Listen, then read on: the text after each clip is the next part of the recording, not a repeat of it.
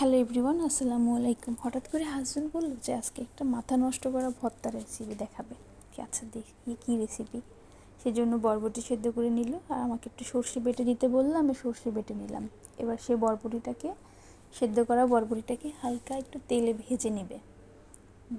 ভাজা হয়ে গেল, এবার কড়াইতে পরিমাণ মতো তেল দিবে, দিয়ে সামান্য পেঁয়াজ কুচি, তার সাথে দিয়ে দিল 2টো মরিচ ফালি। এবার দিয়ে দিবে পরিমাণ মতো লবণ। এবার পেঁয়াজটাকে কিছুক্ষণ নেড়ে চেড়ে দিয়ে দিবে বেটে রাখা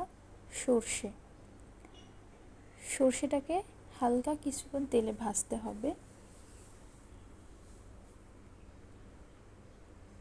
সর্ষেটাকে কিছুক্ষণ ভেজে এবার সর্ষেটাকে নামিয়ে নিবে।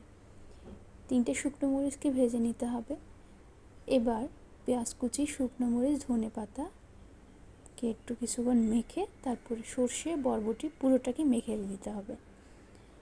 খুবই সিম্পল একটা ভর্তা, কোনো ঝামেলা নেই, বাট এটা খেতে এত টেস্টি হয়েছে বিশ্বাস করুন, আমি ভাবতে পারিনি যে সে এত ভালো করে ভর্তা বানাতে পারবে। একবার মাস্ট ট্রাই করবে।